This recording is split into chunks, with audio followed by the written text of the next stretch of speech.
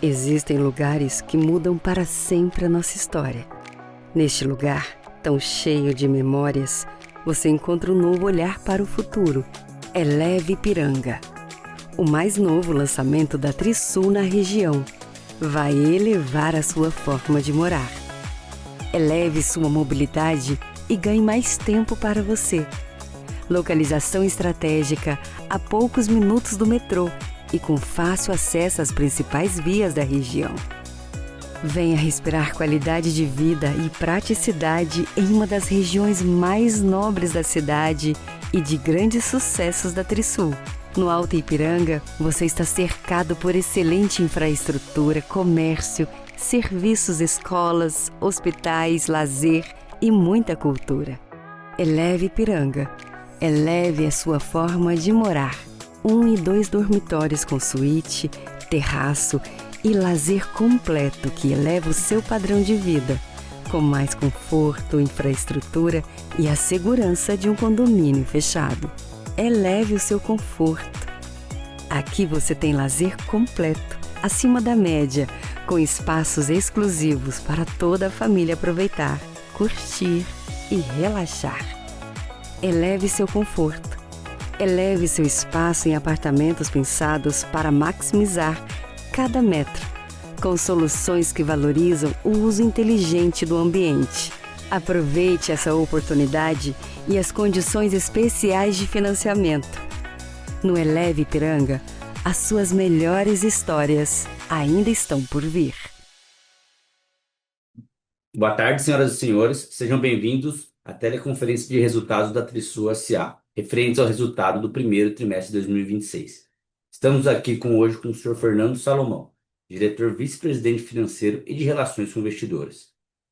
Antes de prosseguir, gostaríamos de esclarecer que eventuais declarações que possam ser feitas durante essa teleconferência, relativas às perspectivas de negócio da Trisul, projeções e metas operacionais e financeiras, constituem-se em crenças e premissas da diretoria da companhia, bem como informações atualmente disponíveis.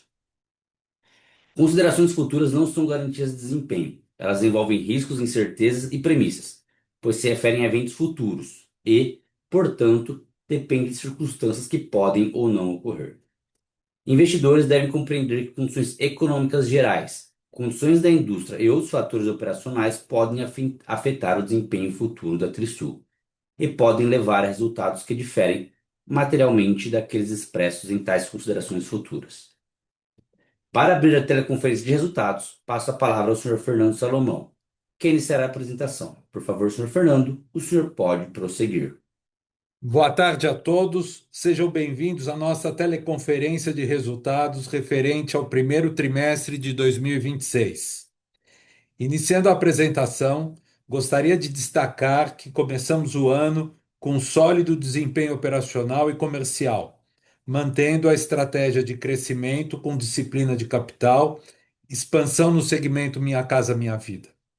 Seguimos avançando de forma consistente em lançamentos, vendas e geração de valores aos acionistas. Iniciando pelo slide número 2, destacamos o desempenho operacional no trimestre. As vendas brutas, percentual Trisul, atingiram 433,5 milhões de reais, em 759 unidades. O maior volume já registrado pela companhia para um primeiro trimestre, representando um crescimento de 27,9% em relação ao mesmo período do ano anterior. Os distratos totalizaram 40,8 milhões de reais, com redução de aproximadamente 20% em relação ao trimestre anterior e de 13% frente ao primeiro trimestre de 2025. Como consequência, as vendas líquidas, percentual Trisul, alcançaram 392,6 milhões de reais, crescimento de 34,4% na comparação anual. O desempenho das vendas segue refletindo a assertividade do portfólio, a boa aceitação dos produtos lançados e a crescente relevância do segmento econômico no mix de vendas da companhia. Passando ao slide número 3, apresentamos os lançamentos realizados no trimestre. No período, lançamos um total de 436 milhões de reais em VGV percentual Trisul, correspondentes a 1.591 unidades. Primeiramente, lançamos o Eleve Ipiranga, empreendimento enquadrado no programa Minha Casa Minha Vida, com VGV percentual Trisul de 171 milhões de reais, distribuídos em 494 unidades. Também realizamos a segunda fase do Vila Boulevard Mooca, empreendimento desenvolvido em parceria com a Plano e Plano, com VGV percentual Trisul de 106 milhões de reais em 702 unidades. Além disso, lançamos a Torre de Estúdios Terrari Moema, produto da linha de compactos, com VGV percentual Trisul de 159 milhões de reais em 395 unidades. Gostaria de destacar a continuidade da expansão da Trisul no segmento Minha Casa Minha Vida. No trimestre, os lançamentos enquadrados nesse segmento totalizaram 277 milhões de reais em VGV, percentual Trisul, em 1.196 unidades. Esse movimento reforça a nossa convicção no potencial estrutural de crescimento das faixas 3 e 4 e na capacidade da companhia de capturar oportunidades relevantes nesse mercado. Agora, no slide seguinte, apresentamos as entregas do trimestre.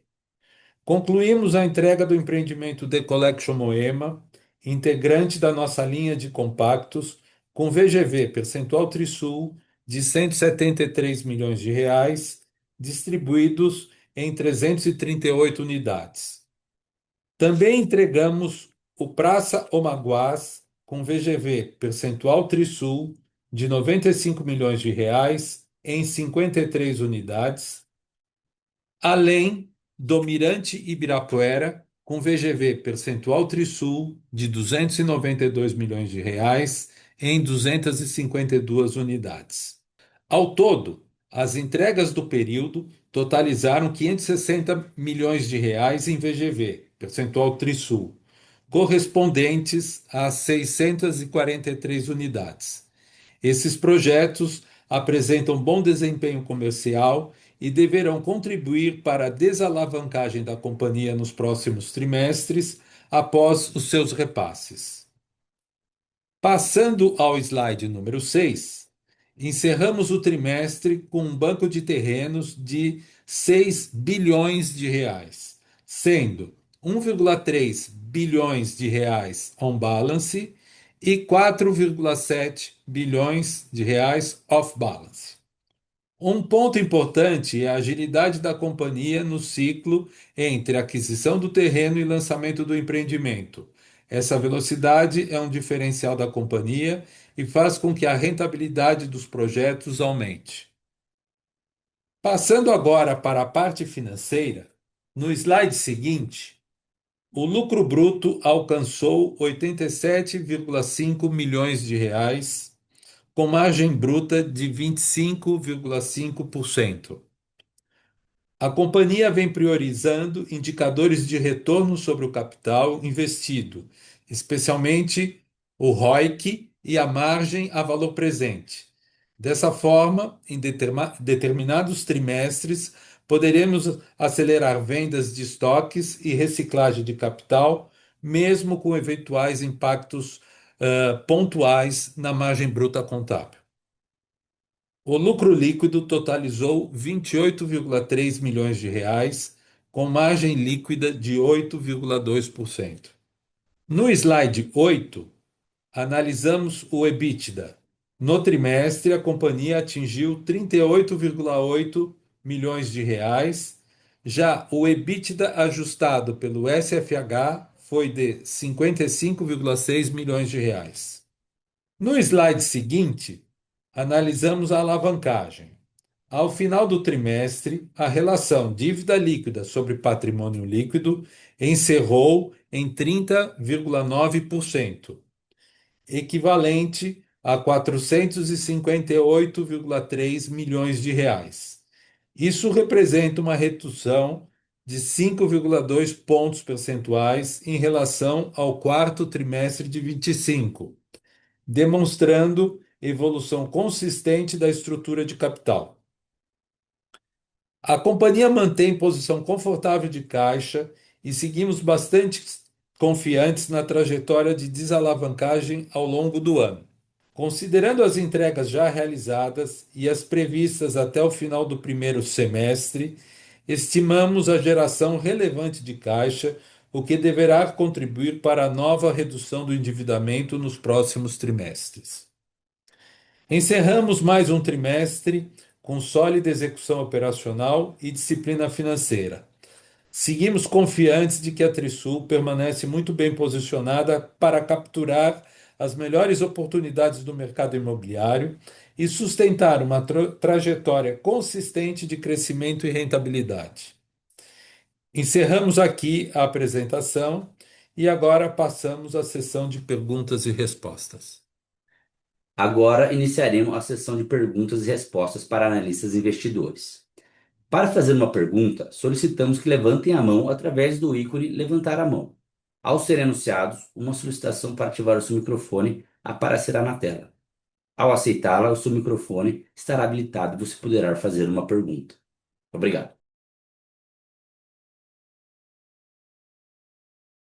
Boa tarde, Gustavo. Agora vou passar a pergunta para você, Gustavo Fabres, do BTG. Oi, pessoal, boa tarde. Tenho dois pontos aqui do meu lado. O primeiro, acho que era na margem bruta, acho que o seu Fernando chegou a comentar um pouco ao longo da apresentação também, mas o meu entendimento aqui é de que a margem bruta do trimestre ela cai muito em linha com a estratégia de vocês de dar desconto ali para tentar dar um pouco mais de liquidez ao estoque, né? Então, primeiro eu queria saber se o meu entendimento ele está correto aqui e também como é que vocês esperam a evolução dessa linha ao longo do ano, até porque a gente viu a REF ela crescendo um pouquinho sequencialmente no trimestre também. Essa seria a primeira pergunta. E a segunda, a minha dúvida é meio quão confortáveis hoje vocês estão com o pipe de lançamento planejado para o ano, né? Ou até colocando de outra forma, o nível de VSO que vocês têm visto e de estoque que vocês têm visto na ponta, bastante incerteza no cenário macro também, vocês entendem que tem algum risco de eventualmente segurar algum lançamento, jogarem para frente, algum projeto que era para 26, vai para 27, enfim, mais para entender quão em risco ou quão confortáveis vocês estão com o pipe de lançamento planejado frente ao cenário atual. Obrigado. Boa tarde, Gustavo. Obrigado pelas perguntas. Bom, em relação à margem bruta, a sua análise está correta. Nós fizemos um esforço de vendas, nós tivemos muitas entregas no primeiro trimestre, nós temos uma política de ter um estoque de prontos o menor possível, nós não gostamos de ter estoque de unidades prontas, e quando os empreendimentos estão ficando prontos, a gente acaba vendendo, fazendo algum tipo de campanha para venda, né? Isso prejudicou a margem, e também nós tivemos, a bem da verdade, alguns atrasos nas entregas de obras, que atraso na entrega de obra acaba necessariamente elevando um pouco o custo da obra, tá? Então também tem um pequeno componente de elevação de custo decorrente de atraso, tá? Quando a gente compara a margem REF com a margem do trimestre, eu diria o seguinte: a margem REF ela precisa de dois ajustes para ela ficar equivalente à margem contábil, né? Um é que na margem REF a gente não subtrai os impostos, né? A grosso modo, esses impostos que caem, que são redutores da receita, eles valem mais ou menos 2%, é 1,98%. Então, você teria que tirar 2% da margem REF. Além disso, você precisa também tirar algo perto de uns 5%, que é o custo do financiamento da obra, tá? Que também ele é lançado conforme mês a mês. Então, ele não aparece na margem REF, mas quando eu fecho a contabilidade, o trimestre na contabilidade, o custo do financiamento, os juros do financiamento para a obra é considerado no custo. Ele representa mais ou menos 5%. Fazendo esses dois ajustes, a margem REF iria para perto de 28%, que eu diria que é algo seria mais ou menos a nossa margem normal, tá? Então, eu diria que é mais ou menos isso que a gente deve esperar, passando essa situação de ter que acelerar um pouco a venda dos estoques de prontos, etc. A gente deve ficar mais ou menos perto dessa, fazendo simplesmente as contas matemáticas, tá? Então, eu acho que é isso. Em relação aos lançamentos, Gustavo, nós temos, apesar da gente não ter divulgado o guidance, né, ainda, mas a gente deve seguir com os lançamentos que nós estamos prevendo, tá? Deve girar lançamentos ao longo do ano, né? Já lancei no primeiro trimestre perto de 500 milhões de reais aproximadamente, né? E devemos fechar o ano com lançamentos em torno de 1 bilhão e 800 a 2 bilhões de reais e estamos mantendo essa estratégia. Nada que tenha acontecido até o momento nos leva a revisar a política de lançamentos. Até porque, Gustavo, nós temos vários lançamentos dentro da modalidade Minha Casa Minha Vida, que são lançamentos que estão indo muito bem de vendas. Tá?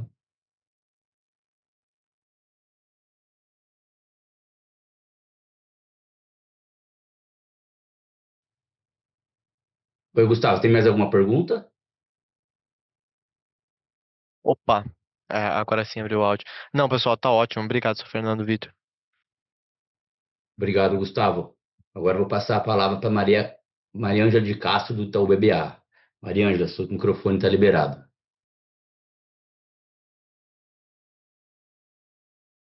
Boa tarde, pessoal. Obrigada pela apresentação. Do meu lado também são duas perguntas. A primeira é sobre geração de caixa. Vocês vieram com um número forte de geração agora nesse primeiro trimestre. Queria entender qual a expectativa da companhia para a geração de caixa ao longo do ano, se essa tendência deve se manter e como vocês esperam encerrar 2026.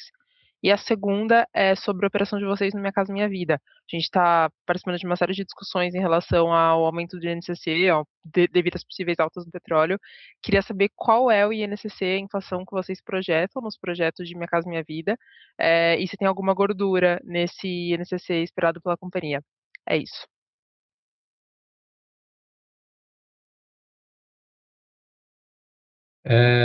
Boa tarde, Maria Ângela. Então, vamos lá. Em relação à geração de caixa, de fato, nós viemos com quase 90 milhões de geração de caixa operacional, que foi integralmente revertido para amortização de dívida, né?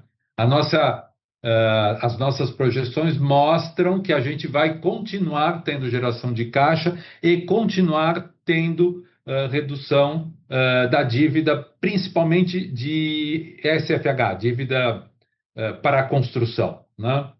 A dívida de capital de giro, de debêntures, né? Ela tem um fluxo normal. A gente vai ter também algumas amortizações esse ano, se não me engano, nos meses de junho e dezembro, mas é o que é de acordo com o fluxo da debênture, né? Do papel. Então, a gente deve continuar tendo geração de caixa, sim. Tá? Em relação ao Minha Casa Minha Vida e ao INCC,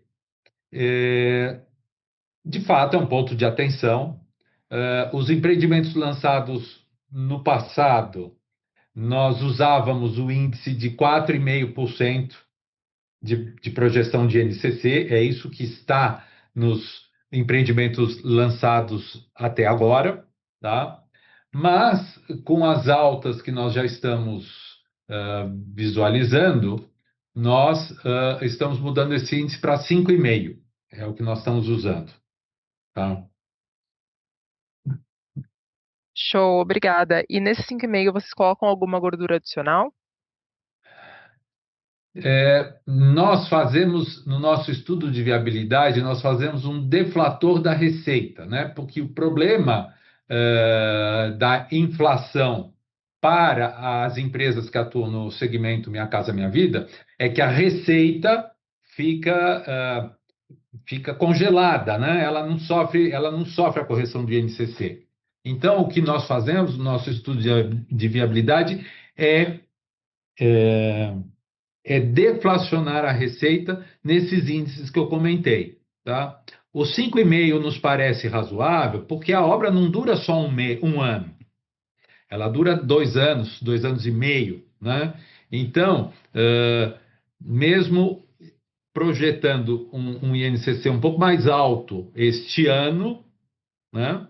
Na média dos 3 anos, vamos dizer assim, o 5,5 pareceu ser bastante razoável. Entendi. Muito obrigada, pessoal. Obrigado, Obrigado a Mariana. você. Bom, agora eu vou passar a palavra para o João Pedro, da XP. João, seu microfone vai ser aberto. Pode fazer sua pergunta.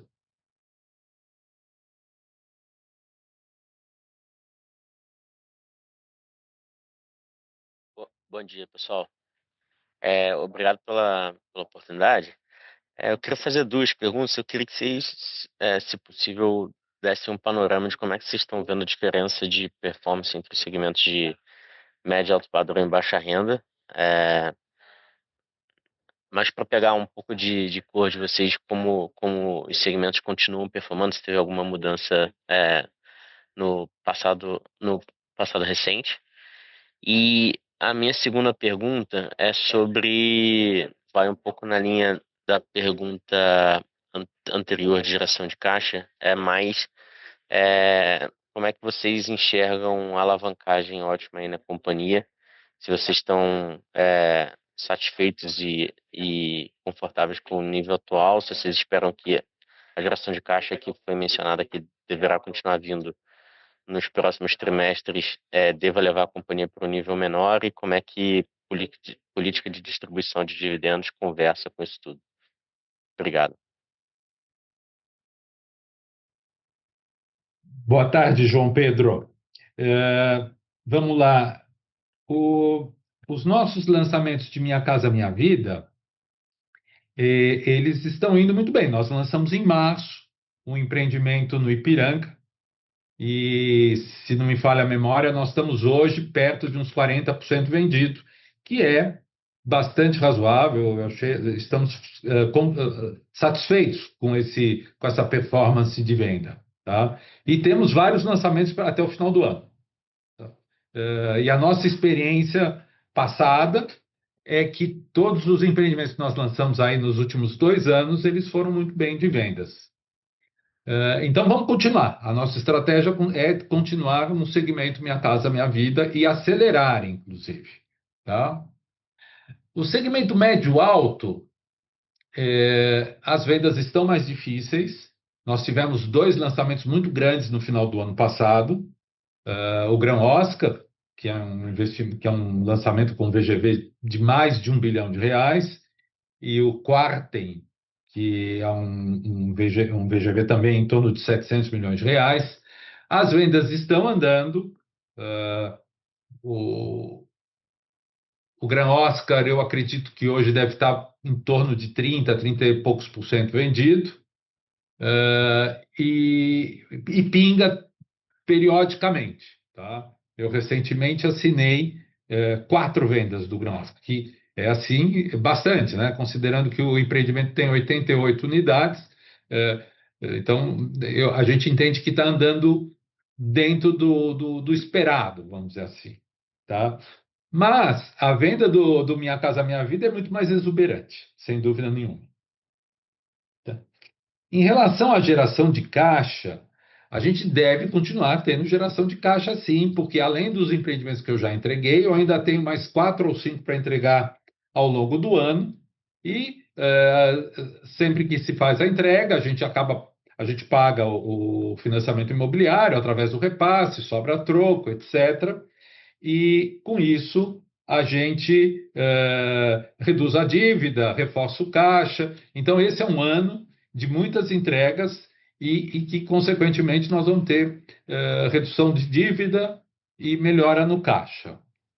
A gente projeta chegar no final do ano com uma dívida líquida sobre patrimônio líquido bem menor do que nós estamos hoje. Tá? Nós temos uma política atualmente de procurar comprar terrenos ou em permuta financeira, ou em permuta física, ou compra parcelada. Então, essa política que nós estamos seguindo fielmente é uma maneira também de não ferir o caixa, né? De não sangrar o caixa. Tá? Então, todos esses fatores nos levam a crer que nós vamos continuar tendo geração de caixa. Tá? Em relação à política de distribuição de dividendos, nós, este ano, né, em relação ao lucro líquido que nós demos no ano de 25, nós já decidimos que estamos pagando dividendos de 100 milhões de reais. Nós demos 210 milhões de lucro, 205 milhões de lucro líquido e decidimos pagar 100 milhões de dividendos, que aliás, estamos pagando nesse momento. Pagamos já um terço em abril, vamos pagar mais um terço agora em maio e o último um terço em junho. Tá? Nós não temos uma política fixa sobre distribuição pré-definida, mas eu acho que essa estimativa nesse valor assim é bem razoável, tá? Principalmente se nós tivermos sucesso na nossa política de comprar terrenos a prazo, né? Ou com montagem ou com permutas, permuta financeira, permuta física, tá? E é o que nós estamos procurando. Nós hoje estamos muito preocupados, João Pedro, mais com retorno do investimento, o ROI, do que olhar, quer dizer, diretamente a margem bruta, vamos dizer assim. Tá? Hoje os nossos estudos de viabilidade levam muito mais em consideração o valor presente, né? A margem a valor presente e a taxa interna de retorno ROI. Tá? Tá ótimo, pessoal. Obrigado. Obrigado, João Pedro.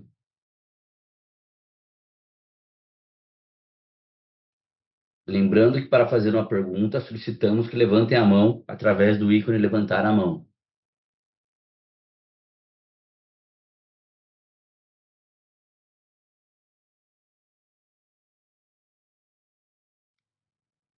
Lembrando que para fazer uma pergunta, solicitamos que levantem a mão através do ícone levantar a mão.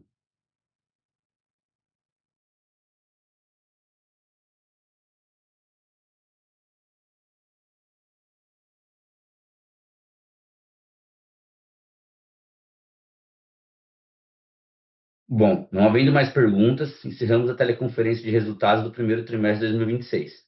Passa agora a palavra ao senhor Fernando para suas últimas considerações. Agradeço a presença de todos e estamos à disposição aqui na área de RI para esclarecer futuras dúvidas que vierem a aparecer. Muito obrigado e boa tarde.